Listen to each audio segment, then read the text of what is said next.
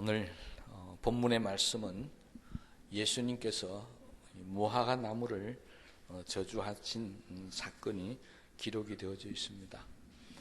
이스라엘은 보통 무화과가 열매를 맺는 시기가 한 5월 말 6월 초부터 8월 말경 정도까지 무화과 나무 열매를 따먹을 수 있다고 합니다. 그런데 오늘 이 사건이 일어난 때는 보니까 무화과 나무가 잎만 무성하고 열매는 없었더라, 그렇게 기록하고 있습니다. 대충 시기를 짐작해 보면은 바로 유월절 부원인 4월에서 한 5월 정도의 시기가 아닌가. 그래서 열매는 맺지 못했지만 잎사귀가 굉장히 푸르게 달려져 있었던 그런 때였던 것 같습니다. 문제는 바로 이럴 때에 예수님께서 가서 열매가 없다라고 나무를 꾸짖고 말라 죽게 하셨다는 것입니다. 세상적인 이치로 봤을 때는 아직 열매가 없을 때 나무에 가서 열매가 없다고 꾸짖고 저주하신 예수님이 우리는 이해가 되지 않습니다. 그렇잖아요. 예수님이 무화과 나무 열릴 때를 모르는 것도 아니고 왜 예수님께서 열매가 맺힐 때가 아님에도 불구하고 가서 이 나무를 말라 죽게 만들으셨느냐는 것입니다. 이 사건의 핵심은 결국 두 가지를 생각해 볼 수 있습니다. 하나는 예수님이 원하시는 때에 준비가 되어져 있지 아니하면은 어떤 상황이 가운데서도 변명이 필요 없고 또 거기에 예수님이 원하시는 데 되지 못했다고 해서 책망을 받을 수밖에 없다는 것이고요. 또 하나는 예수님의 제자들에게 이 무화과 나무를 통해서 뭔가 교훈을 하기 위해서 이 사건을 일으켰었다는 것을 알 수가 있습니다. 그러면 어느 쪽이냐라고 봤었을 때 바로 후자일 경우가 많습니다. 왜냐하니까 오늘 이 무화과 나무 사건 뒤에 바로 이어서 예수님께서 성전에 들어가셔서 성전을 깨끗게 하시는 그런 일을 벌이십니다.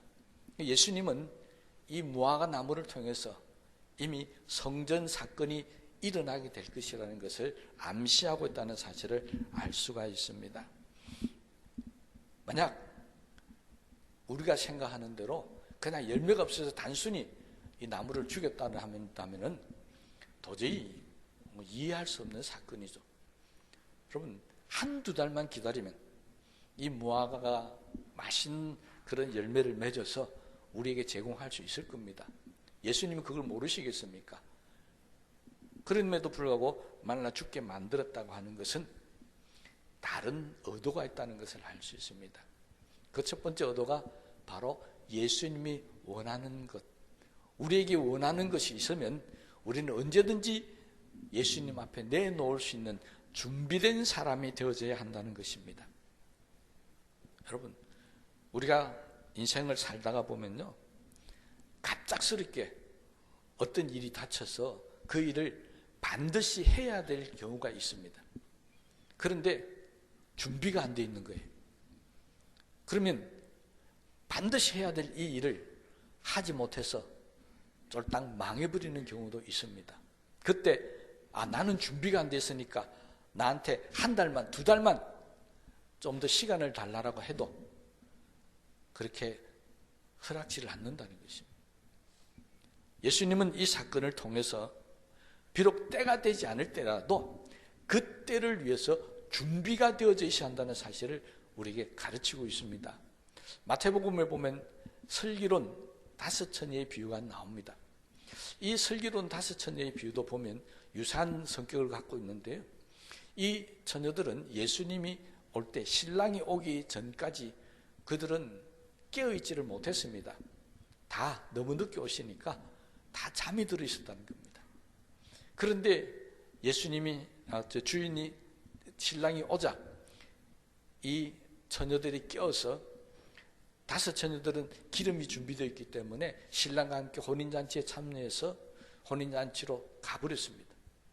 그런데 불행하게도 똑같은 자리에 있었던 어리석은 5명의 처녀는 기름 준비가 되어 있지 못해서 그 혼인잔치에 참여하지 못했다는 것입니다.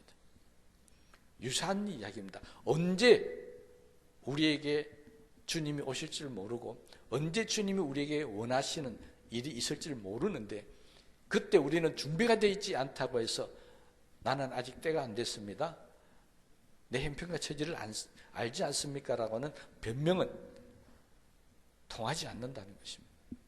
그래서 성경은 항상 우리에게 깨어 준비하라고 이야기하고 있습니다. 사도 바울도 똑같은 이야기를 데살로니가 교회 교인들에게 가르쳤습니다. 형제들아, 너희는 어둠에 있지 아니하며 그날이 도적같이 너에게 임하지 못하리니. 무슨 말이냐면 항상 깨어서 준비하는 사람은 도둑이 와도 아무런 염려가 없다는 것입니다. 왜? 다 준비가 되어 있으니까요. 그런데 준비되어 있지 못한 사람은 도적같이 다가오는 일을 감당하지 못해서 괴로움을 당할 수밖에 없다는 것입니다. 그래서 성경은 항상 우리의 삶을 준비하라는 것입니다. 우리는 세상적으로 이 준비를 참 요즘에는 현명해서 다 잘하고 있습니다.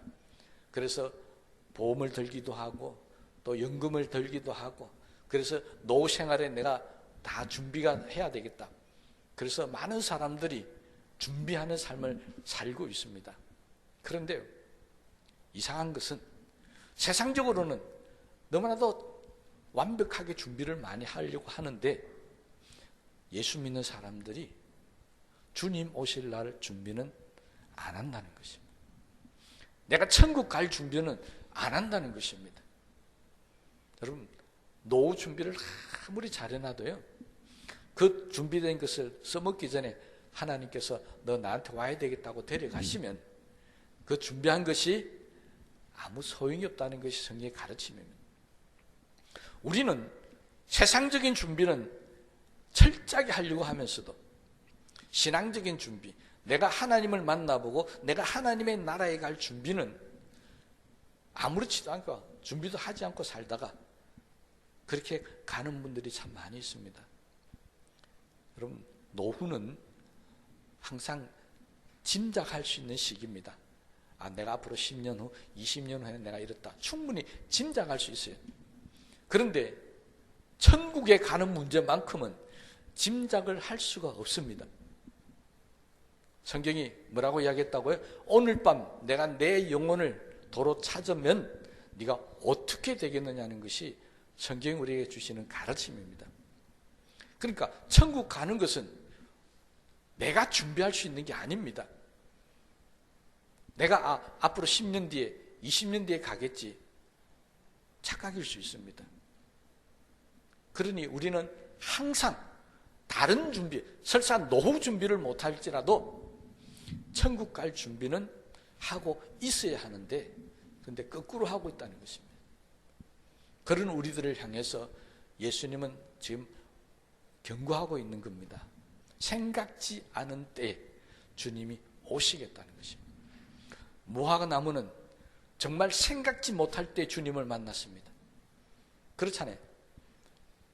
아직 열매를 맺으려면 한 달, 2달이 있어야 되는데 생각지 못한 때에 와가지고 열매를 내놔라. 어떻게 내놓을 수 있겠습니까? 그래서 말라 죽을 수밖에 없었다는 것입니다. 핵심은 바로 이 죽음입니다. 나무의 죽음도 생각지 못할 때 죽었던 것처럼 우리의 죽음도 마찬가지입니다. 언제 주님이 나에게 오셔서 나를 하나님의 나라로 인도하실지 그 누가 알 수가 있겠습니까? 그래서 우리는 이 땅을 살아가면서 많은 준비가 필요하겠지만 그 중에 특별히 주님을 만날 준비, 주님 앞에 갈 준비는 항상 되어져 있어야 합니다.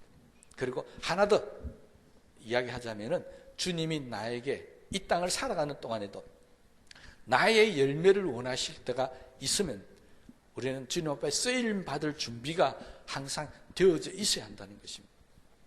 많은 사람들이 목사님 나는 못합니다. 연말 돼서 새로 연초에 어떤 직분들을 임명할 때 보면은 나는 못합니다. 그런 사람들 많이 봅니다. 왜 그럴까요? 왜 못한다고 그럴까요? 준비가 안 돼 있어서 그렇습니다. 그런데 놀랍게도 그 준비되지 못한 사람에게는 하나님의 축복하심이 따르지를 못한다는 것입니다. 그래서 우리는 주님 앞에 갈 준비도 해야 되지만 이 땅을 살아가는 동안에 주님께서 나에게 맡기시는 일을 감당할 준비도 되어져 있어야 한다는 것입니다. 그래서 예수님은 이 무화과 나무를 통해서 제자들 또 우리들에게 이런 교훈을 주시지 않은가 생각이 되어집니다. 그런데 예수님께서 무화과 나무에게 그냥 간 것은 아니었습니다. 무슨 말이냐면 오늘 13절에 있는 말씀에 보니까 예수님께서 무화과 나무에게 간 이유가 있습니다. 그 이유가 보니까 멀리서 보니까 무화과 나무의 잎사귀가 풍성했다는 것입니다. 그래서 보면 이렇게 되어 있습니다. 무엇이 있을까 하여 가셨더니, 그럼 잎이 풍성하니까 조그만한 열매라도 있지 않겠느냐는 생각을 가지고 가셨다는 것입니다. 그런데 실제 가보니까 아무것도 없는 겁니다. 무화과 나무는 잎사귀만 무성했지 열매는 없는 그러한 모습으로 예수님을 만났습니다. 여러분, 사람들도 똑같습니다. 어떤 사람들은 겉으로 보기에는 화려하고 똑똑하고 잘나 보이고 능력 있게 보이는데 실제 만나서 이야기해보고 경험해보고 며칠 지내다 보면 이 사람은 겉은 화려한데 속은 빈 강정이구나, 그렇게 여겨지는 사람들이 간혹 있습니다. 지금 예수님은 우리에게 그것을 경고합니다. 잎이 아무리 무성해도 열매가 없으면 나무로서의 가치가 없는 것처럼 우리가 이 땅을 살아가면서 아무리 세상 사람들 보기에 밖으로 화려하게 보이고 잘나 보여도 예수님께서 보실 때, 하나님께서 보실 때 우리의 중심을 보신다고 그랬는데 그 중심, 실속이 아무것도 없다고 한다면은 예수님 앞에 인정을 받을 수 없게 되어진다는 것입니다. 여러분, 예수님께서 무화과 나무 저주에서 말라 비틀어진 게 무화과 나무가 열매가 없다고 싫어서 그런 것은 아닐 겁니다. 예수님께서 무화과 나무에 기대가 크셨다는 것을 알 수 있습니다. 무슨 기대입니까? 잎이 저렇게 무성하니까 가면은 분명히 열매가 있을 거라고 기대하고 갔다는 것입니다. 그런데 열매가 없으니까 기대가 무너져 버린 겁니다. 성경은요, 예수님께서 우리에게도 기대를 가지고 계신다고 말씀하고 있습니다. 어떤 기대입니까? 예수님께서 우리를 구원시켜 주시고 하나님 일꾼으로 불러주셔서 우리에게 기대하시는 건 딱 한 가지입니다. 너희가 땅끝까지 이르러서 내 정인이 되어라. 그럼 하나님께서, 주님께서 나에게 기대를 갖고 있다는 것은 정말 영광스러운 일입니다. 그렇잖아요. 내가 뭔데 하나님께 나한테 기대를 가지고 계십니까? 그럼 세상 사람들이요, 나한테 기대를 갖고 있다. 얼마나 감사한 일입니까? 아니면 세상에서 높은 사람들이, 왕이나 대통령이나 이런 사람들이 나를 불러서 내가 당신을 기대합니다라고 할 때 얼마나 영광스러운 자리겠습니까? 하물며 성경은 하나님께서 나에게 기대하신다는 것입니다. 그런데 우리는 그 하나님의 기대를 저버리고 겉모습만 화려하고 실속은 아무것도 없다고 한다면은 하나님께서도 우리에게 실망하신다는 것입니다. 열매를 바란다는 것은 기대가 있기 때문에 그렇습니다. 그런데 그 기대를 무화과 나무는 무너뜨려서 말라 죽고 말았습니다. 성경은 우리에게도 똑같이 경고합니다. 우리가 하나님 앞에 나와서 열심히 기도하고 신앙생활하고 헌신하고 봉사하는 것 같은데 입만 무성하고 실제적으로 우리 신앙의 열매가 맺혀지지 않는다면은 하나님은 우리를 향해서 실망하신다는 것입니다. 그 열매 중에 대표적인 열매가 바로 성령의 열매입니다. 그럼 성령의 열매가 어떤 겁니까? 은사, 능력 그런 게 아니지 않습니까? 사랑과 화평과 온유와 인내와 절제, 그 다 뭘 이야기합니까? 예수를 믿고 난 이후에 내 인격적인 변화, 내 속의 변화, 내 사람의 본질의 변화가 일어나야 한다는 것입니다. 악한 사람은 선하게 바뀌는 게 열매입니다. 그렇잖아요.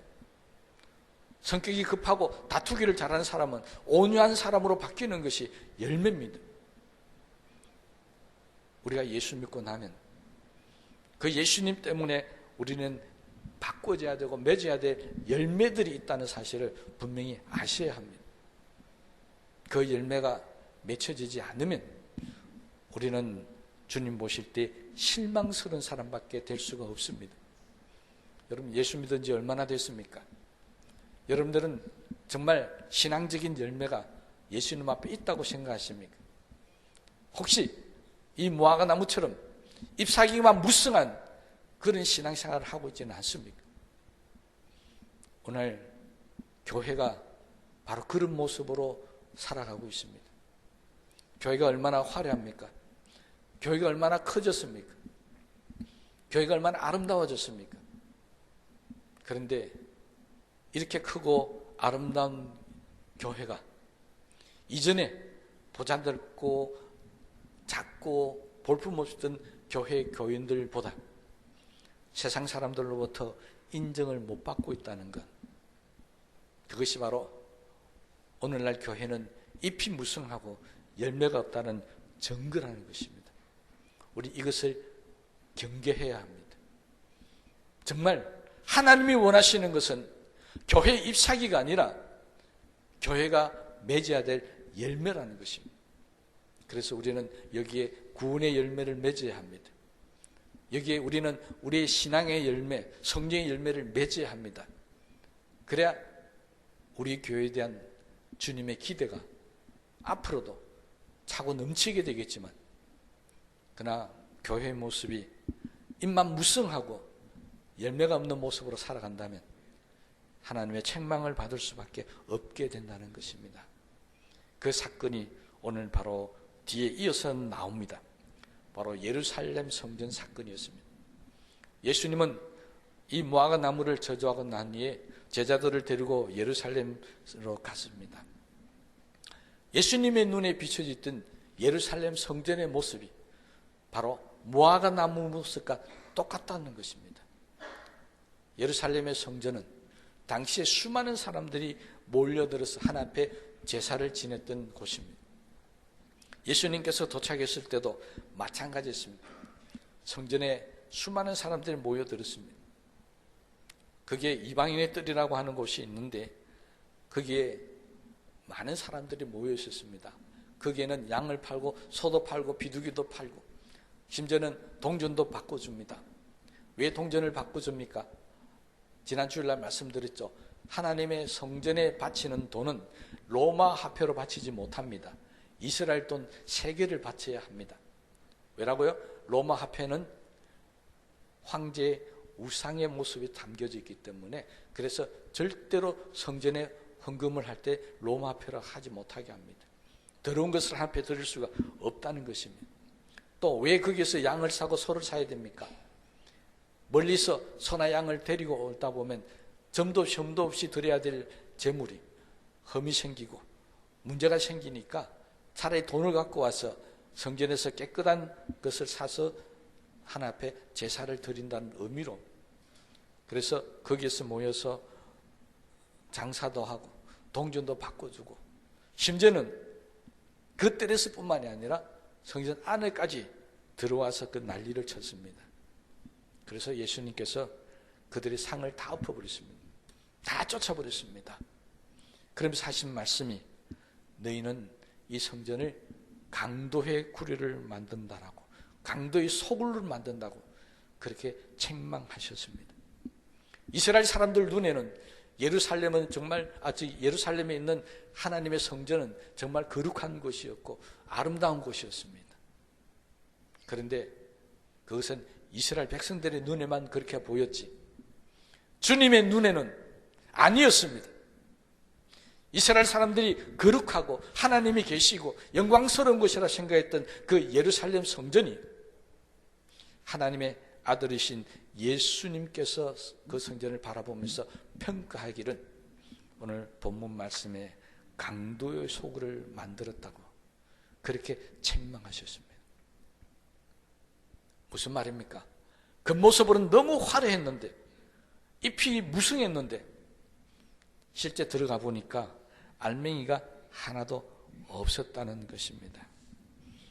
그래서 예수님께서 하신 일이 성전을 깨끗게 하시는 일을 하시면서 이 성전은 장사하는 곳이 아니라는 것입니다. 뭐 하는 곳이라고요? 만민이 기도하는 집이다. 교회의 열매는 기도입니다. 예수님께서 예루살렘 성전에 왔을 때 보니까 기도하는 모습은 보이지 않고 전부 장사하는 모습, 자기의 탐욕을 위해서 살아가는 모습밖에 보이지 않았다는 것입니다. 그래서 예수님은 강도의 소굴이라고 그랬습니다. 아무리 겉모습은 하나님의 이 땅에선 하나밖에 없는 예루살렘 성전, 하나님이 계시는 집이었지만 그러나 그곳이 하나님이 더 이상 계시지 않았습니다. 그곳은 장사치만 있었고 탐욕스러운 인간들만 있었고 거짓된 제사장자 유대인들 바리새인들만 그게 바글바글 했다는 것입니다. 더 이상 그곳은 거룩한 성전이 아니었습니다. 그곳은 예수님 말씀하신 대로 강도의 소굴이었습니다. 오늘날도 마찬가지입니다. 교회는 기도하는 집이 되어져야 되고 교회는 정말 우리의 믿음으로 하나님 앞에 예배드리는 거룩한 곳이 되어져야 됩니다. 이 땅에 교회가 필요한 이유가 뭡니까? 바로 하나님을 예배하고 하나님 앞에 나와서 기도하고 그러기 위해서 세워진 곳이 이 땅의 교회입니다. 그 교회가 열매가 아름다우려면 거기에는 장사하는 소리로 가득 차면 안 됩니다. 거기에는 기도하는 소리로 가득 차야 합니다. 거기에는 인간의 소란스러운 소리가 가득 찬 것이 아니라 거기에는 하나님의 말씀이 선포되어져야 되고 말씀으로 가득 찬 역사가 일어나야 그 성전이 하나님이 기뻐하시는 진짜 성전이라는 것입니다. 그런데 불행하게도 오늘날 교회의 모습은 잎사귀가 무성하고 열매 없는 무화과 나무, 예루살렘 성전처럼 우리들이 보기에는 하나님이 계시고 거룩한 성전 같은데 주님이 보실 때는 강도의 소굴이 되어져 있는 그런 모습들이 바로 오늘날 교회의 모습이라는 사실을 우리가 부인할 수는 없습니다. 여러분, 그렇다면 우리 교회는 어떤 곳입니까? 우리 교회는 잎사귀가 무성한 곳입니까? 인간의 탐욕이 넘치고 거짓이 넘치고 싸움과 다툼이 넘치는 곳입니까? 아니면 우리 교회는 기도가 넘치고 주님의 사랑으로 하나 되고 주님 앞에 영광스럽게 예배를 드리고 내 자신이 제물이 되어서 점도 없이 흠도 없이 드려지는 그런 교회라고 생각이 되어집니까? 그럼 오늘까지 우리 교회의 모습이 어떤 교회인지는 우리가 돌이켜보면 각자 판단하고 다 생각이 들 겁니다. 혹시 우리 교회가 그런 모습의 교회가 아니라면 오늘 이 시간 이후부터는 예수님께서 성전을 깨끗하게 하신 것처럼 우리도 예수님의 마음으로 다시 한번 성전을 깨끗하게 만드시고 더 이상 이곳에서 인간의 소리, 인간의 탐욕의 모습들이 드러나는 것이 아니라 우리의 기도 소리만 가득 찬 곳, 하나님 앞에 찬송하고 경배하는 소리만 가득 찬 곳, 더 이상 이곳에 양의 울음소리, 비둘기의 울음소리, 소의 울음소리, 동전이 땡락거리는 그런 소리가 아니라 바로 하나님 앞에 회개하고 눈물로 기도하고 찬양하고 예배드리는 소리가 가득 찬 그런 모습의 교회, 그런 열매를 맺는 교회가 되기를 간절히 소망합니다. 이건 다른 사람에게 말할 필요 없습니다. 우리 교회는 우리가 만들어 가야 하는 곳입니다. 내가 만들어 가야 하는 곳입니다.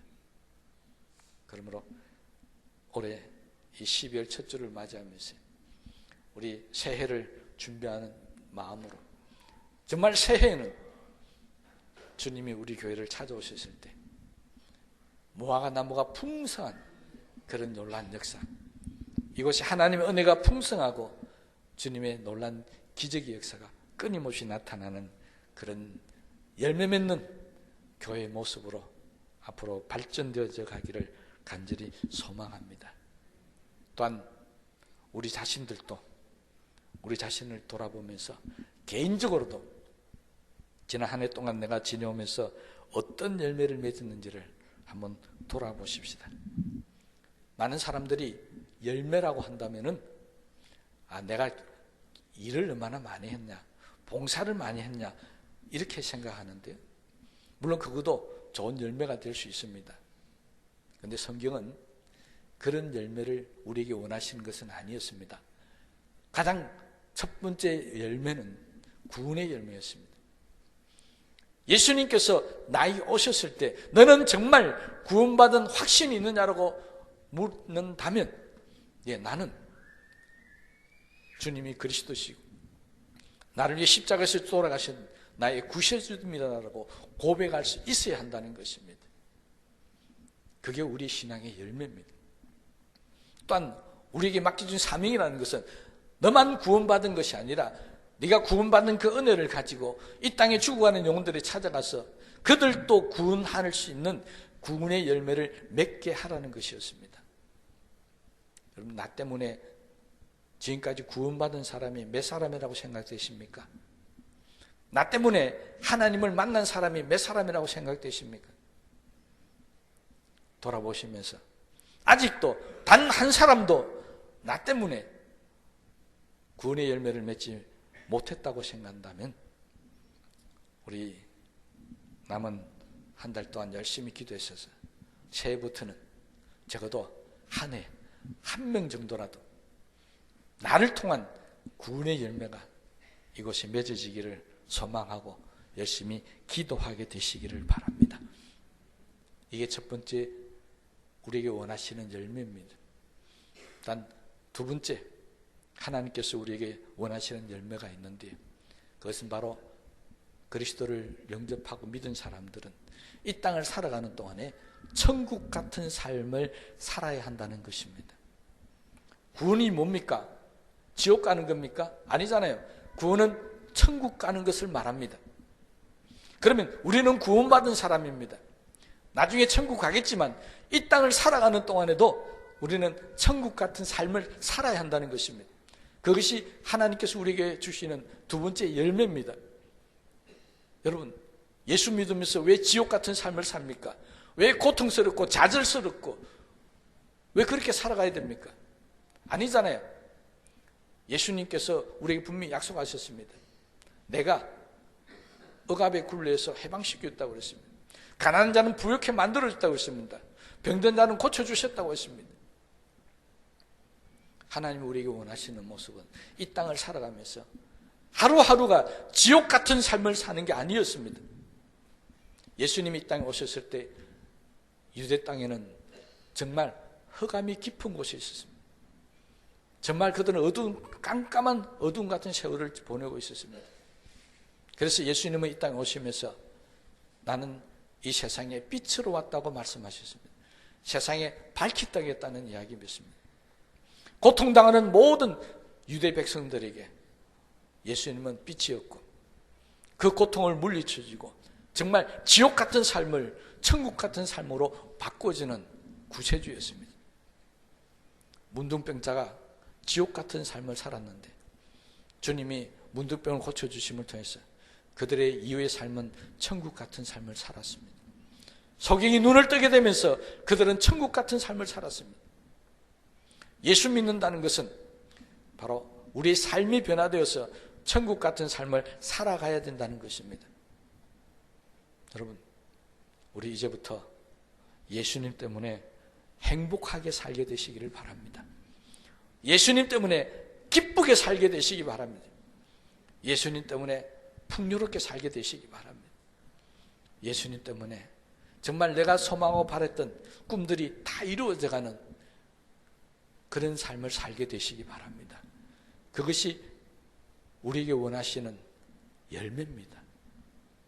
여러분, 우리의 열매, 내가 가장 예수님 때문에 기뻐하며 즐거워하고 내 삶이 변화되면서 천국 같은 그런 삶을 살게 하는 그런 모습을 주님은 보시기 위해서 2000년 전에 이 땅에 오셔서 십자가를 지신 것입니다. 날마다 고민하고 고통당하며 불평하고 원망하며 좌절하며 살아가는 모습을 보기 위해서 예수님이 십자가 지신 것은 아닙니다. 여러분, 예수님은 우리에게 이 땅에 오셔서 천국의 삶을 선사하셨습니다.